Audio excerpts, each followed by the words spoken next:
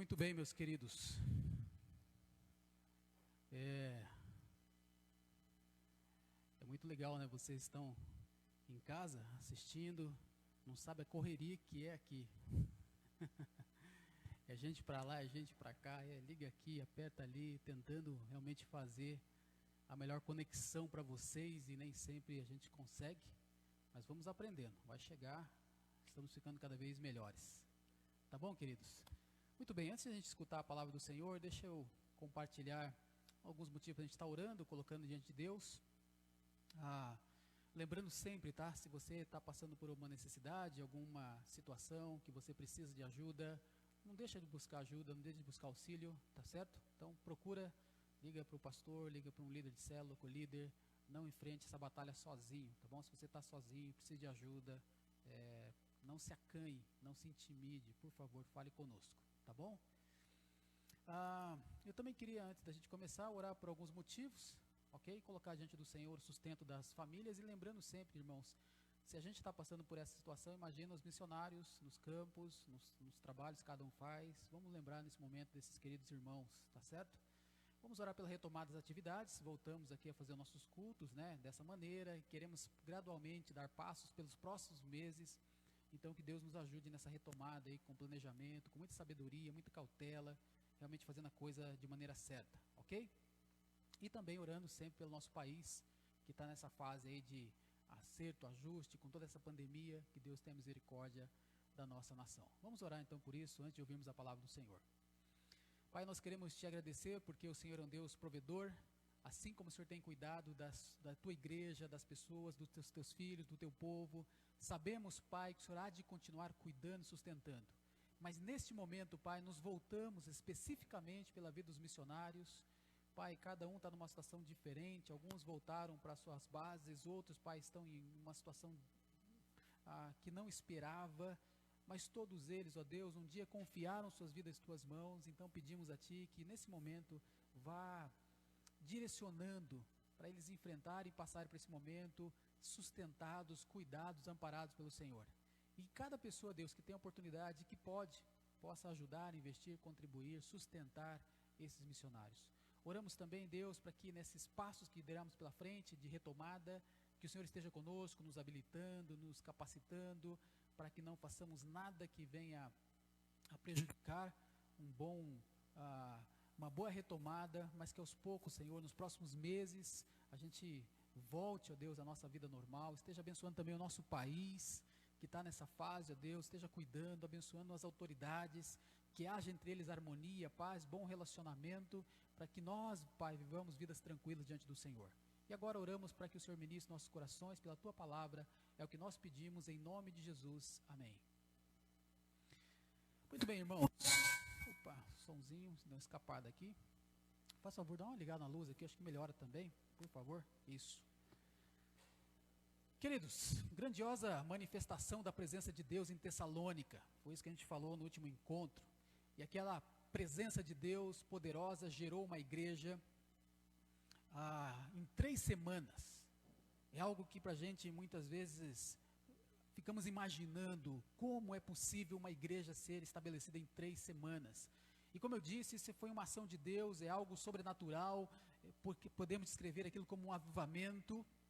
Então uma comunidade de fé, de amor e esperança foi estabelecida naquele lugar.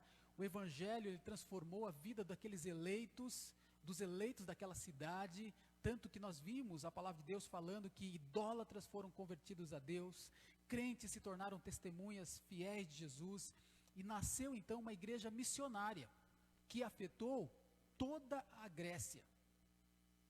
Como é sempre esperado, as forças do mal se levantaram contra aquela igreja. A inveja de um grupo de pessoas fez com que o apóstolo Paulo e os missionários que estavam junto com ele tivessem que fugir daquela cidade. E eles foram então embora. E nos meses que seguiram, Paulo, Silas, Timóteo, no seu ministério, seu trabalho, indo além, levando a palavra do Senhor, eles ouviram que aquela região de Tessalônica estava passando por uma oposição. Aqueles irmãos estavam atacando os missionários, estavam falando mal dele, daqueles que fundaram aquela igreja, falando mal de Paulo, de Silas, de Timóteo. O plano daquelas pessoas, daqueles invejosos, era desacreditar os mensageiros para invalidar a mensagem. Geralmente eles fazem isso. Então Paulo, quando ele recebe aquele relatório de Timóteo, escreveu então sua carta, nós lemos o primeiro capítulo que fala sobre uma gratidão, louvor a Deus por aquela igreja. Agora Paulo então ele escreve uma parte dessa carta se defendendo, ou defendendo os missionários que estavam com ele, na realidade defendendo o ministério que ele passou ali entre aquelas pessoas. É interessante, meus irmãos, a gente vai observar aqui no capítulo 2, nós não leremos todo ele, mas ele fala muitas vezes de lembrar, de saber, de recordar. Paulo apela à memória daqueles irmãos, para que eles então pudessem lembrar de como Deus havia atuado grandemente na fundação daquela igreja e quem eram as pessoas que Deus usou para ser instrumento de salvação naquela cidade. Então veja só, queridos, ao olhar o ministério daqueles homens, Paulo, Silas, Timóteo, estabelece-se ali então um exemplo impecável de comportamento cristão, de como eles se procederam, de como eles agiram. Exemplo para a liderança, e não só para a liderança, mas para todos os crentes que querem servir a Deus fielmente. Então veja só, queridos, vamos ler o texto, e a gente vai lendo e eu vou explicando à medida que nós formos lendo. Então, 1 Tessalonicenses, capítulo 2, e nós vamos ler a princípio do versículo 1 até o versículo 6. Diz assim a palavra de Deus: Porque vós, irmãos, sabeis pessoalmente que a nossa estada entre vós não se tornou infrutífera, mas apesar de maltratados e ultrajados em Filipos, como é do vosso conhecimento, tivemos ousada confiança em nosso Deus para vos anunciar o Evangelho de Deus em meio a muita luta. Pois a nossa exortação não procede de engano, nem de impureza, nem se baseia em dolo. Pelo contrário, visto que fomos aprovados por Deus, a ponto de nos confiar Ele o Evangelho, assim falamos, não para que agrademos a homens, e sim a Deus que prova o nosso coração. A verdade é que nunca usamos de linguagem de bajulação, como sabeis, nem intuitos gananciosos. Deus disso é testemunha. Também jamais andamos buscando glória de homens, nem de vós, nem de outros. Meus irmãos, eu queria rapidamente pensar com vocês, olhando para a vida desses homens e aquilo que aconteceu em Tessalônica, fica muito claro que Deus usa homens de maneira grandiosa. E que fique então em nossa mente que homens são usados poderosamente por Deus. Agora, é claro que isso tem a ver com a ação do Senhor, a soberania dEle, mas Ele quer usar pessoas. E quando a gente olha para a vida desta equipe missionária, porque veja só, Paulo, quando ele escreve essa carta, ele não fala que só ele estava ali. No versículo 1 fala Paulo, Silvano e Timóteo, a igreja dos Tessalonicenses. Ele quer dar crédito para toda a equipe que está junto dele, dizendo, nós trabalhamos juntos. Então muitas vezes eu vou mencionar Paulo, mas quando eu disser Paulo, tá, lembre que é uma equipe toda que está junto com ele, ele não está sozinho naquele ministério e naquele trabalho. E para homens, então, usados por Deus poderosamente, para que isso aconteça, a gente nota aqui algumas coisas interessantes. Em primeiro lugar, vemos o seguinte, queridos, esses homens usados poderosamente por Deus, eles são dedicados a agradar a Deus. O objetivo primeiro desses homens é agradar a Deus. Veja só, o versículo 1 fala, sabeis pessoalmente que a nossa estada entre vós não se tornou infrutífera. Meus irmãos, uma igreja com pessoas transformadas pelo Evangelho.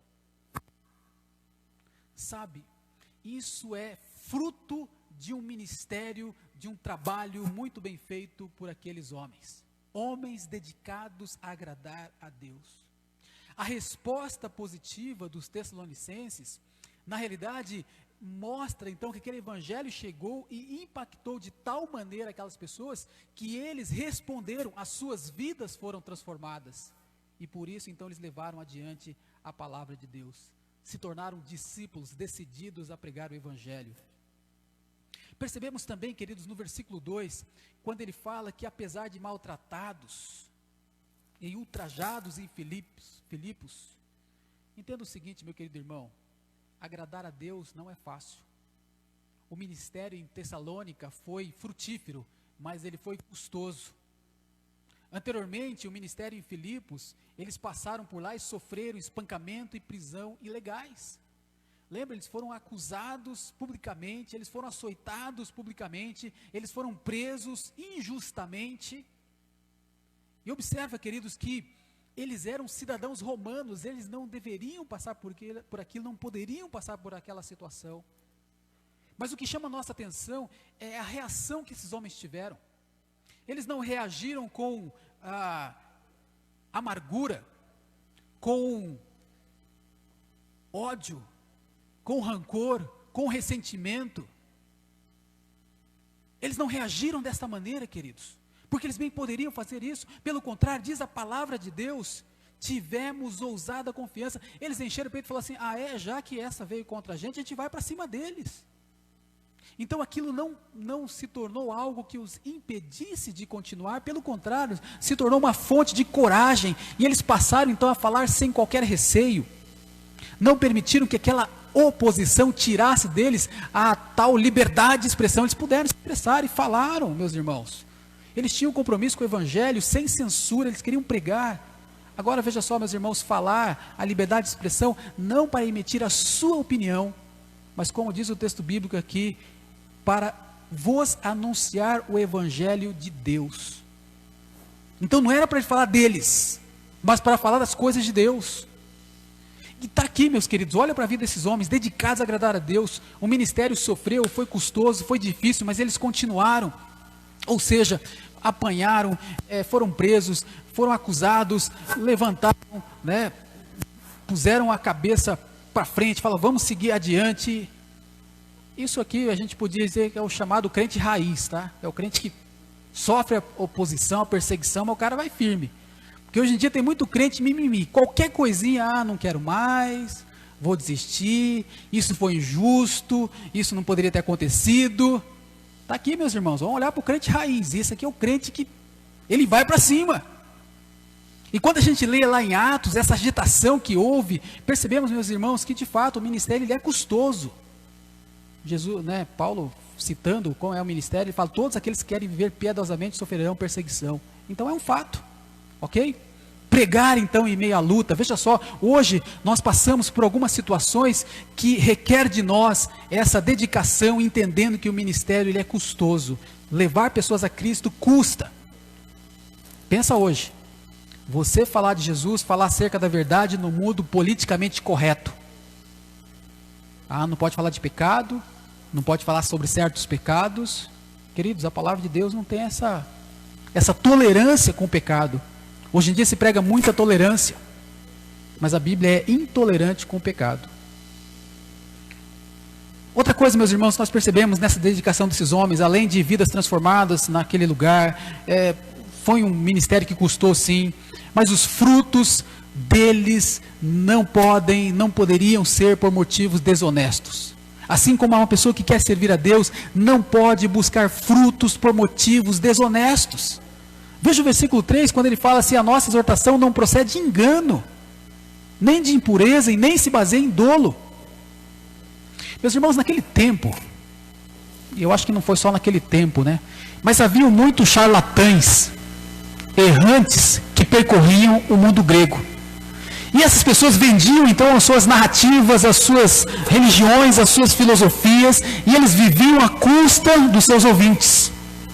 E esses ilusionistas, esses feiticeiros, trapaceiros, esses ambulantes, eles eram hábeis, eloquentes, eles sabiam cativar e enganar as pessoas para tirar os seus bens.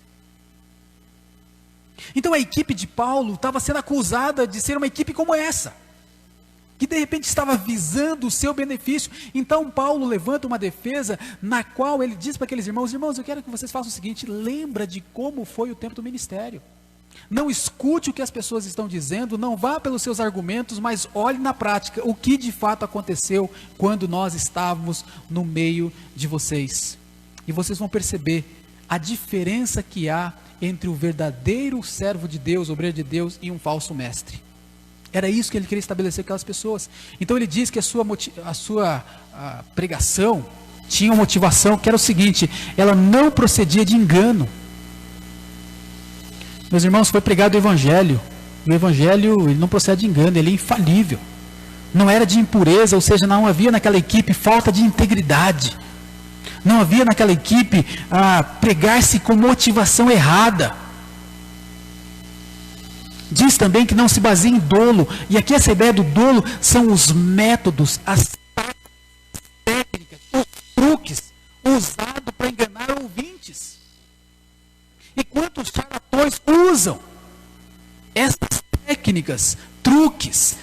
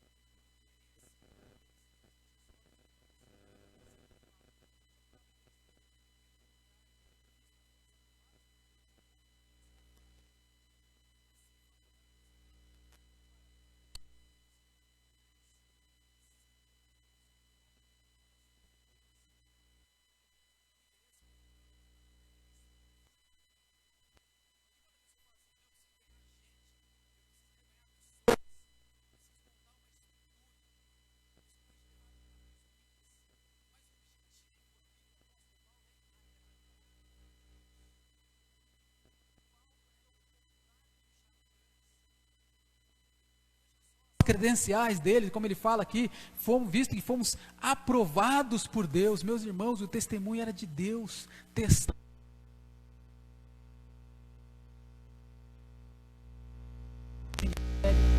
As pessoas podiam ver na prática o Evangelho.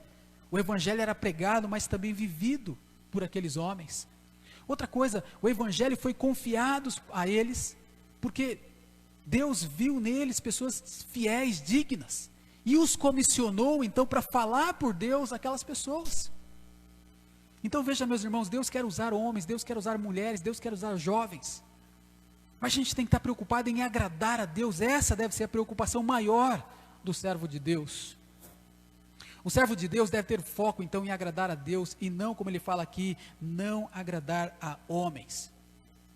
Tem muitas pessoas que muitas vezes entram em contradição, entram em incoerência, cometem certos pecados por medo de se posicionar, muitas vezes com medo de desagradar pessoas. O servo de Deus não pode ter essa visão. O pregador de Deus, o obreiro de Deus, o servo do Senhor não pode. Ele precisa se manter fiel como mensageiro de Deus, levar a palavra de Deus. Meus irmãos, é interessante porque Paulo, ele fala aos Coríntios, por exemplo, na carta dele, ele fala assim: eu me fiz de tudo para com todos. Então, em muitas situações, ele foi flexível, ele abriu mão de certos estilos, preferências, gostos. Isso ele fez, sim, ele fala isso. Mas veja só, ele nunca abriu mão de alguma coisa para agradar as pessoas e que aquilo desagradasse a Deus. Para agradar a Deus, muitas vezes ele desagradava a si mesmo para agradar pessoas. Percebe a diferença?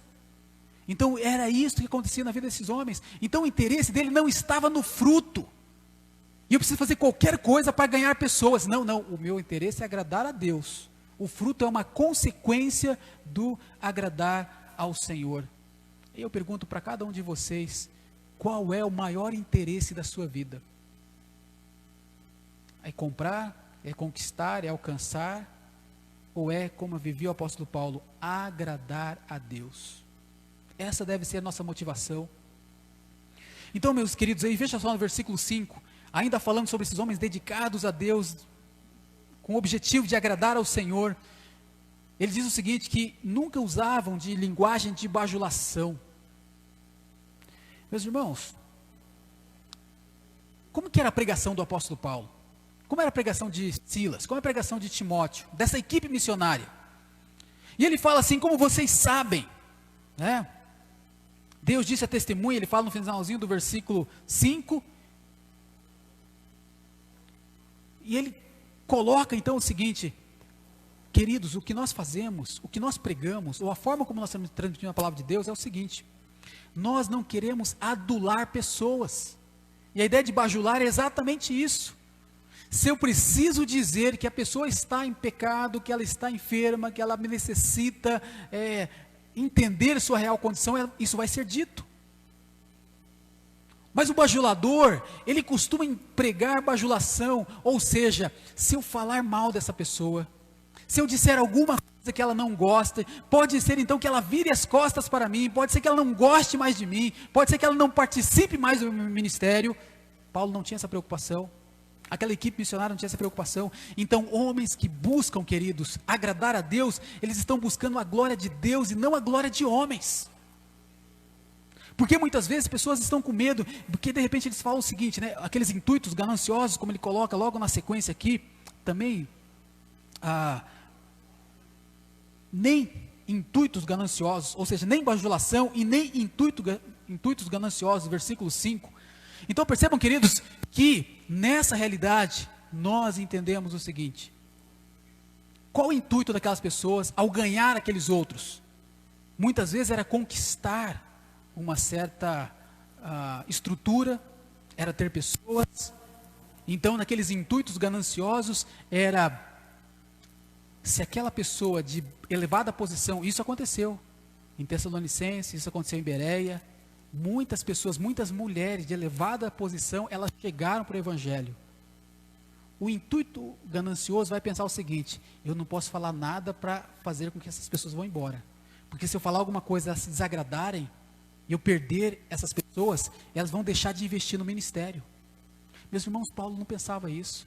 Um obreiro fiel de Deus, ele não pensa nisso. Ele pensa na fidelidade que ele tem em pregar a palavra de Deus.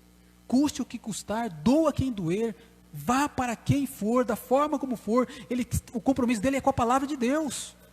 Porque ele não busca a glória de homens, como ele fala aqui no versículo 6, também jamais andamos buscando glória de homens, nem de vós e nem de outros. Como ele tinha acabado de elogiar a igreja lá de Tessalônica, ele podia falar assim, pessoal, eu estou falando de outros, tá? Não é de vocês não, tá? Não, ele falou assim, gente, vocês também. Se a gente tiver que descer aqui o cajado, vai ser com vocês também. Então veja só, meus irmãos, o interesse do apóstolo Paulo era agradar a Deus, muito mais do que agradar a homens, e ele fala bem no meio disso tudo, no finalzinho do versículo 5, Deus disso é testemunha. Deus sabe disso, Deus sabe que é dessa maneira que nós estamos procedendo, Deus é testemunha. Então, meus irmãos, Deus usa homens de maneira poderosa, e esses homens, eles são dedicados em agradar a Deus. Eles não estão preocupados com pessoas, eles querem agradar ao Senhor. Essa deve ser a vida de um obreiro, essa deve ser a vida de um líder, essa deve ser a vida de um pastor, de um missionário, de um discipulador, de um professor de escola bíblica, de alguém que ensina crianças. Essa tem que ser a motivação. Além do mais, queridos, Deus usa esses homens de maneira poderosa quando eles demonstram a ternura de uma mãe. Olha só que figura interessante, quando a gente observa ali nos versículos 7 e 8, diz assim a palavra de Deus, embora pudéssemos, como enviados de Cristo, exigir de vós a nossa manutenção, todavia nos tornamos carinhosos entre vós, qual ama que acaricia os próprios filhos, assim querendo-vos muito, estávamos prontos a oferecer-vos não somente o Evangelho de Deus, mas igualmente a própria vida, por isso que vos tornastes muito amados de nós.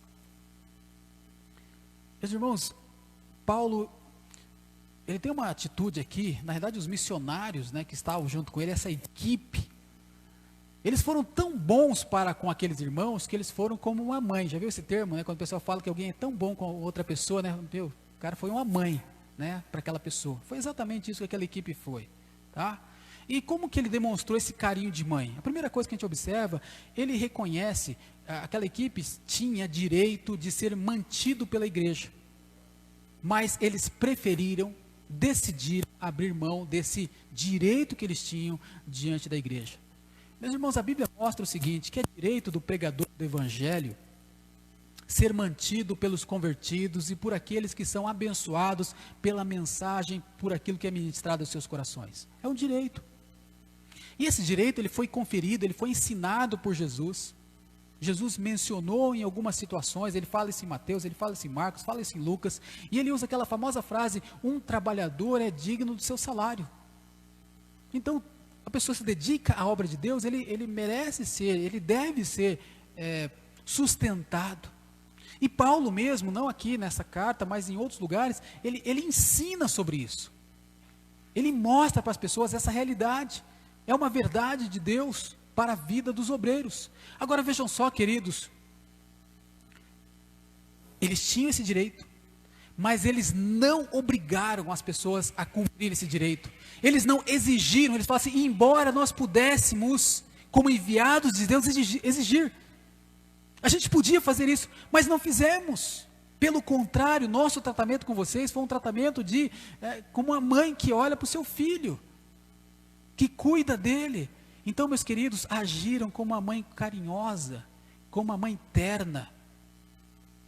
É interessante, né? Não sei quantos de vocês já passou por uma situação dessa, mas quando a comida é pouca, muitas vezes a mãe fala que está com fome, está sem fome. Sabe por quê? Porque ela quer abrir mão da sua parte para os filhos. É uma realidade. Ela também está com fome, mas quando ela vê que a comida é pouca, ela fala assim, eu tenho direito, mas eu quero abrir mão. E era exatamente isso, querido, é esse tipo de ternura, é esse tipo de carinho, de amor que Paulo, Silas, Timóteo mostrou por aquela igreja. Eles não quiseram retirar da igreja, eles queriam dar para a igreja. Veja só, meus irmãos, é importante a gente pensar acerca disso aqui, porque a disposição de oferecer, de dar a eles, né, como diz o texto bíblico aqui, não era só o evangelho, eles estavam dispostos a dar a sua própria vida. E como, de novo, essa figura, ela é muito particular, é muito ligada à figura da mãe. A mãe, quando é preciso, ela enfrenta um jacaré, ela enfrenta um leão, ela faz o que for necessário. Por quê? Por causa do seu filho. Ela tem essa força dentro dela, né? Isso me faz lembrar, né, quando a nossa filha mais velha era pequena, e a Adriana ia amamentar, e teve uma época que o seio ficou ferido, por causa, né, da amamentação. A mãe chorava de dor, mas ela se negava a dar a comida para a criança que estava chorando. Meus queridos, isso é o carinho de uma mãe. Isso é o amor de uma mãe. E é esse tipo de amor que aquela equipe missionária mostrou por aquela igreja. Agora deixa eu falar um pouquinho sobre isso, né? E aí ele fala no final aqui do versículo 7, né? Do versículo 8, na realidade. Por isso vos tornastes muito amados de nós. Imagina o carinho, o amor, a ternura que Paulo, né, Silas e Timóteo tinham por aquela igreja. Era um carinho muito grande. E aquelas pessoas, da mesma forma, ao perceber todo aquele amor que aquela equipe tinha por eles, eles também retribuíram esse amor. E deixa eu contar uma coisa para vocês aqui, meus irmãos. Esse relacionamento de liderança com a igreja é tão importante, tá? E eu sinto que muitas vezes a nossa igreja tem crescido nisso. E em certos momentos eu me sinto muito amado pela nossa igreja, por certos irmãos, tá? Que às vezes preparam uma comida diferente, que às vezes dá um carinho, que muitas vezes é uma ligação, que às vezes é uma visita. Parece que a nossa igreja tem crescido nesse tipo de amor. E eu espero que seja porque, de certa forma, a nossa liderança como um todo esteja ministrando isso na vida da nossa igreja. Que nós nos tornemos amados uns dos outros, como aconteceu naquela igreja. É um grande desafio, meus irmãos, mas isso começa, claro, com os obreiros, começa com os pastores, começa com os líderes da igreja, para que isso então possa alcançar e chegar em toda a igreja do Senhor Jesus Cristo. Então, meus irmãos, além de ter aquele desejo, aquela dedicação em agradar a Deus, além de demonstrar essa ternura de uma mãe, eles também demonstram o cuidado de um pai. Olha só os versículos de 9 a 12. Porque vos recordais, irmãos, do nosso labor e fadiga, e de como, noite e dia, labutando para não vivermos à custa de nenhum de vós, vos proclamamos o Evangelho de Deus. Vós e Deus sois testemunhas do modo porque piedosa, justa e irrepreensivelmente procedemos em relação a vós outros que credes. E sabeis ainda que, de que maneira, como pai a seus filhos, a cada um de nós exortamos, consolamos e admoestamos para viverdes de modo digno de Deus, que vos chama para o seu reino e glória. Meus irmãos, é necessário então demonstrar, pessoas que são usadas por Deus de maneira poderosa, eles demonstram esse cuidado de um pai. E isso aconteceu com aquela equipe. Paulo sempre apelava para a memória daqueles irmãos, falando: meus irmãos, pensa nisso, lembra, tá? Lembra quando isso aconteceu?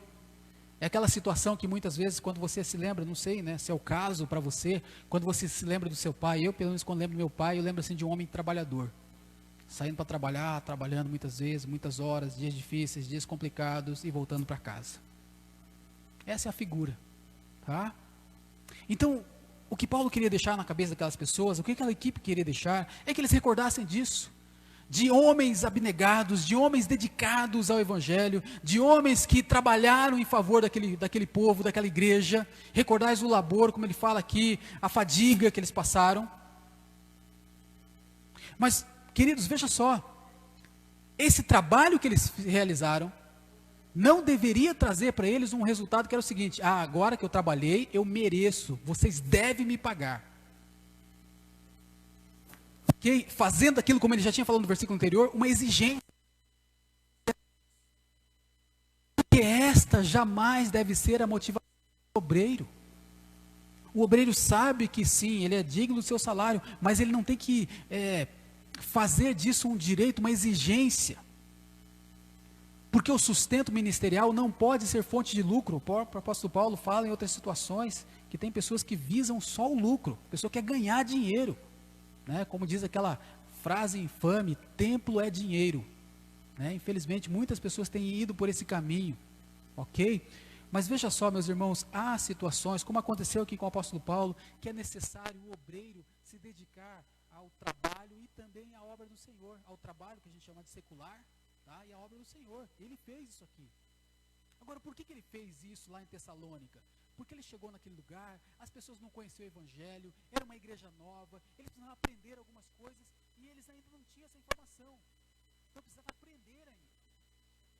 E Paulo ensiná-los, só que não deu tempo, porque 3 semanas depois o pessoal pôs eles para correr, eles foram embora lá de Tessalônica. Mas, meus irmãos, veja só, quando uma igreja sustenta um missionário, ela colabora para que quando ele chega numa cidade, ele já não chega pedindo dinheiro para aquelas pessoas que ele mal conhece e que ainda não pregou para eles a palavra de Deus e ainda não ensinou acerca da contribuição. Então a ideia de você sustentar alguém tem uma finalidade, tem um porquê, tem uma razão. Agora é interessante que lá em Filipos já tinha acontecido, aquela igreja até inclusive participava muito, de maneira ativa, no ministério do apóstolo Paulo. Então pedir oferta é legítimo. Mas Paulo pensou no bem maior daquela igreja. Ele falou assim, tá certo, o trabalhador merece seu salário. Mas imagina só, uma igreja nova chegar já pedindo dinheiro para eles. Então ele abriu mão desse direito. Meus irmãos, isso aqui é a figura de um pai, tá? Se necessário, eu vou trabalhar, eu vou fazer o que for necessário para não viver à custa daqueles irmãos que estão precisando da palavra de Deus. Ok? E todo crente deveria ter esse procedimento, de ver de maneira, como ele fala aqui, não só essa atitude dele foi louvável, mas todo o procedimento dele, quando ele fala aqui que vocês são testemunhas do modo porque piedosa, justa e irrepreensivelmente procedemos em relação a vós. É interessante que Paulo, quando escreve para Tito, ele fala que o crente deve viver dessa maneira, de maneira sensata, justa e piedosa. Isso é um resultado da graça de Deus, a graça nos leva a viver dessa maneira. de maneira sensata, justa e piedosa. Gente, uma pessoa que vive uma vida completamente estrambelhada, depois de falar que se converteu a Jesus Cristo, passar trocentos anos no Evangelho e ver de maneira inapropriada, a gente fala assim, será que esse cara conheceu a graça? Porque a graça nos educa a viver de maneira sensata, justa e piedosa. E assim foi o procedimento do apóstolo Paulo, foi isso que ele demonstrou naquela igreja, e era isso que ele gostaria que aqueles irmãos também tivessem. Meus irmãos, o procedimento dos falsos mestres, não. Os falsos mestres são questionáveis. Os falsos mestres são gananciosos. Eles só falam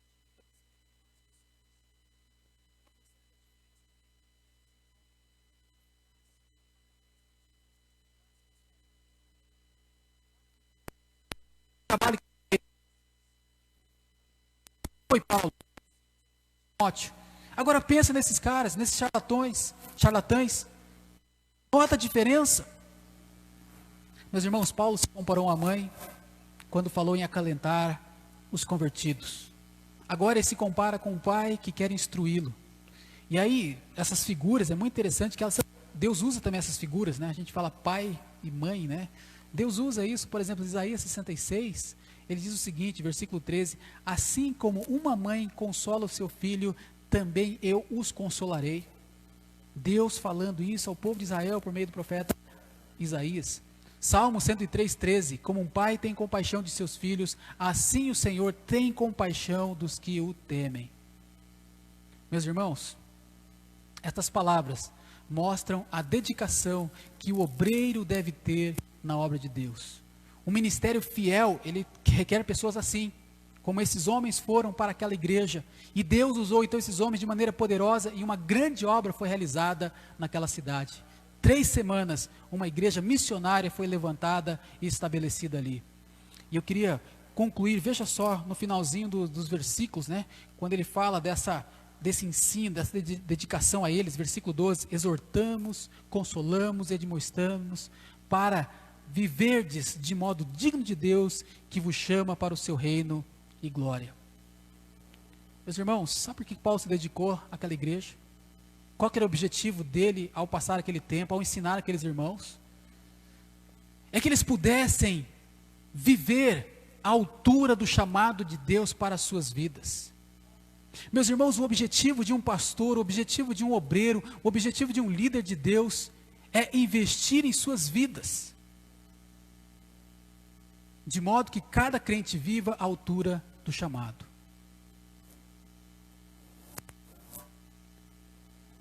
Um obreiro jamais tem que estar preocupado com a quantidade de likes, seguidores na rede social, mas ele tem que estar preocupado em ajudar cada pessoa a viver para a glória de Deus. Orar por isso, ensinar para isso, discipular para isso. Isso, meus queridos, é o objetivo de todo crente. Eu creio que cada um de vocês, que é crente em Cristo Jesus, que foi chamado para ser um discípulo de Cristo, deveria pensar nisso. Eu fui chamado para investir em vidas, para ajudar crentes a viver à altura do Evangelho.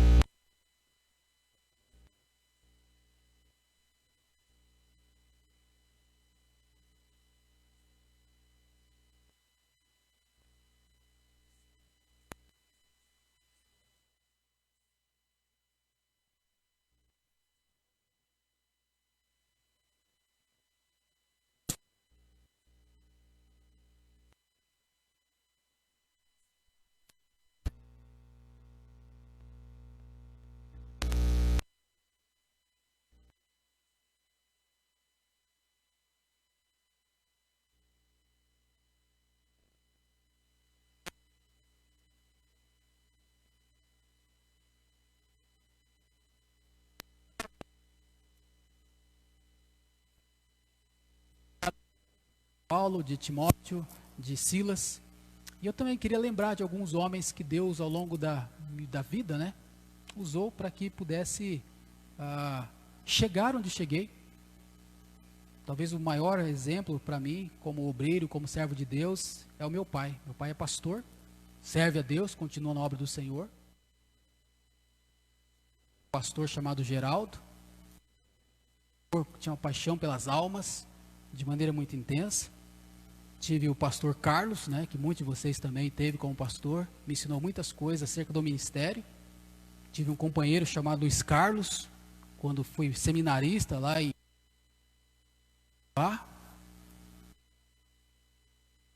Mérito. Ari muitas vezes está conosco no culto, uma vida toda servindo ao Senhor. Então, meus irmãos, é louvor a Deus por essas vidas, pela vida dos obreiros, dos pastores que o Senhor nos tem dado. Até aproveitando, né? Alguém ontem disse na nossa reunião de liderança que hoje é dia do pastor. Eu falei, puxa, aqui a mensagem que calhou exatamente é sobre o pastor, né? Então a gente vai comentar sobre ela e vamos orar para que os pastores sejam cuidados e guardados por Deus. Amém, queridos? Vamos orar? Tá bom? A equipe pode ir tomando lugar aqui, enquanto estiver orando, colocando diante do Senhor. O pessoal está conseguindo acompanhar aí? Tá dando? É? Legal. Muito bem, muito bom. Muito jóia. Vamos orar então, queridos, já agradecendo a Deus pela vida dos pastores, a vida de cada um que tem investido na sua vida, que sejam de fato homens dedicados a Deus, a agradar a Deus acima de tudo, homens que amem, né, como aquela mãe que ama seus filhos, como um pai que cuida dos seus. Vamos orar por isso. Pai, nós queremos louvar o Senhor por Jesus Cristo, o nosso Senhor e Salvador, porque, Pai, Ele é o grande exemplo de um pregador fiel ao Evangelho.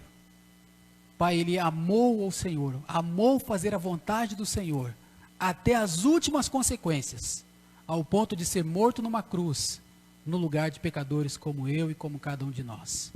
Muito obrigado, Deus, por Jesus Cristo ser o nosso exemplo maior, o supremo pastor das nossas almas. E nós queremos, Pai, imitá-lo.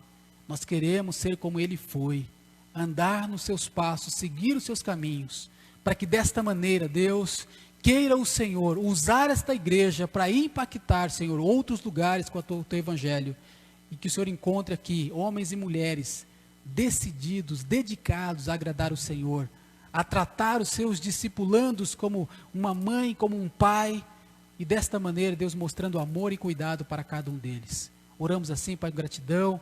Eu mencionei alguns pastores aqui, que o Senhor cuide da vida de cada um deles. Obrigado pelos seus ministérios, pela sua vida toda de dedicação ao Senhor. Abençoa suas famílias, que tenhamos mais pessoas, Pai, honrando o Senhor, vivendo para Ti. É a oração que eu faço em nome de Jesus. Amém.